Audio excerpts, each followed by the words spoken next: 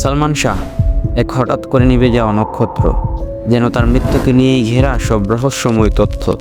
আত্মহত্যা নাকি খুন, আজও সেই প্রশ্নের নির্ভুল উত্তর পাওয়া যায়নি।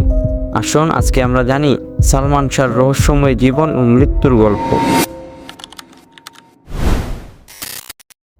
1971 সালের 19 সেপ্টেম্বর বাংলাদেশের সিলেটের দারোগাবাড়ি গ্রামে জন্ম নেন শাহরিয়ার চৌধুরী ইমন, যাকে আমরা সবাই চিনি সালমান শাহ নামে।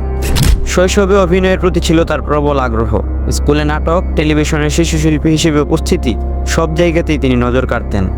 1981 সালে তিনি ঢাকায় এসে আরব মিশন স্কুলে ভর্তি হন। তারপর 1993 সালে পরিচালক সোহানুর রহমান সোহান সালমান শাহকে নিয়ে তৈরি করেন সে যুগের এক অনন্য ছবি কেয়ামত থেকে কেয়ামত। আর এভাবেই শুরু হয় বাংলা চলচ্চিত্রে এক নতুন যাত্রা। মাত্র 4 বছরের ক্যারিয়ারে সালমান শাহ অভিনয় করেন 27টি ছবিতে, যার মধ্যে সবগুলোই ছিল ব্যবসা সফল এবং দর্শক প্রিয়। রোমান্টিক হিরো ও স্টাইল আইকন সালমান শাহকে নিয়ে গড়ে ওঠে এক বিশাল ফ্যান বেস। 1992 সালের 12ই আগস্ট সালমান শাহ চট্টগ্রামের প্রাক্তন ক্রিকেটার শফিকুল হক হীরার মেয়ে সামিরা হকের সঙ্গে বিবাহ বন্ধনে আবদ্ধ হন। পেশায় সামিরা ছিল একজন বিউটি পার্লার ব্যবসায়ী, কিন্তু তাদের দাম্পত্য জীবন এতটাও সহজ ছিল না। শ্বশুরবাড়ির সঙ্গে জটিল সম্পর্ক, স্ত্রীর সঙ্গে তিক্ততা, সব মিলিয়ে মানসিক চাপ তৈরি হয়েছিল। 1991 সালে সালমান শাহ একবার আত্মহত্যা করার চেষ্টা করেছিলেন। তিনি 90টি ঘুমের ওষুধ খেয়ে নিজের জীবন শেষ করার পরিকল্পনা করেছিলেন, কিন্তু সময় মতো হাসপাতালে নিয়ে গিয়ে তাকে সুস্থ করা হয়। সে বছরই আবার তিনি স্যাভলন খেয়ে আত্মহত্যার চেষ্টা করেছিলেন। এতে বোঝা যায় মানসিক চাপে থাকা তার জন্য কতটা হুমকির হতে পারে। সালমান শাহর মৃত্যুর আগের দিন অর্থাৎ 1996 সালের 5ই সেপ্টেম্বর ঢাকার এফডিসিতে প্রেম পিয়াসী সিনেমার ডাবিং চলছিল। ডাবিং রুমে সালমান শাহ এবং নায়িকা শাবনূর ডাবিং করছিলেন। এমন সময় হঠাৎ করে সামিরা এসে তাদেরকে ঘনিষ্ঠ অবস্থায় দেখে ফেলে এবং সেখান থেকে রাগান্বিত হয়ে চলে যান। 1996 সালের 6ই সেপ্টেম্বর ঢাকার ইস্কাটনে নিজের বাসায় সালমান শাহকে ঝুলন্ত অবস্থায় পাওয়া যায়। সাথে সাথে নেমে আসে কান্নার ঢল। ভক্তদের আহাজারি আর আর্তনাদে যেন পুরো বাংলাদেশ স্তব্ধ হয়ে গিয়েছিল। প্রথমে এটিকে বলা হয় অস্বাভাবিক মৃত্যু, পরে বলা হয় আত্মহত্যা। কিন্তু প্রশ্ন হলো, কেনই বা এই উড়ন্ত তারকা হঠাৎ করে নিজেই নিজের ইতি টানলেন? নাকি এর পেছনেও রয়েছে অন্য কোনো রহস্য?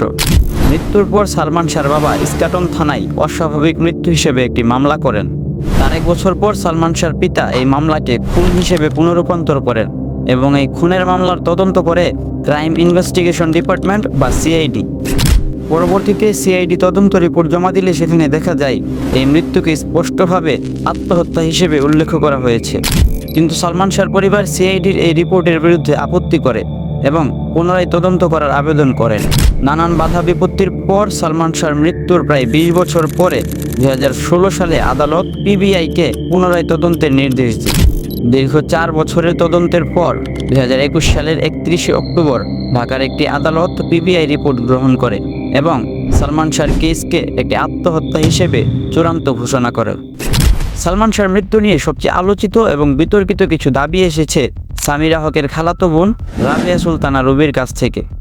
2017 সালে যুক্তরাষ্ট্র থেকে এক ফেসবুক ভিডিওতে রুবি বলেন, সালমান শাহ আত্মহত্যা করেনি, তাকে খুন করা হয়েছে। সালমান শাহ আত্মহত্যা করে নাই, সালমান শাহ খুন হয়েছে। আমার হাজব্যান্ড এটা করাইছে আমার বাইরে দিয়ে। আমার হাজব্যান্ড করাইছে, এটা সামিরার ফ্যামিলি করাইছে। কিন্তু তার 3 দিন পরই তিনি নতুন এক ভিডিওতে বলেন, আগের বক্তব্য তিনি ভুলবশত দিয়েছিলেন। তিনি নাকি মানসিকভাবে অসুস্থ ছিলেন। Last week I was sick mentally. I was in the hospital. তা আমি যা কিছু বলেছি এটার কোনো মূল্য নাই। একা থাকি তো, ভাই বোন কেউ নাই, আত্মীয় স্বজন নাই, এই জন্য কিছু না মাথা খারাপ হয়ে গিয়েছে। 25 বছরের স্বল্প জীবনে 27টি সুপারহিট ছবি বাংলাদেশের চলচ্চিত্র ইতিহাসে বিরল।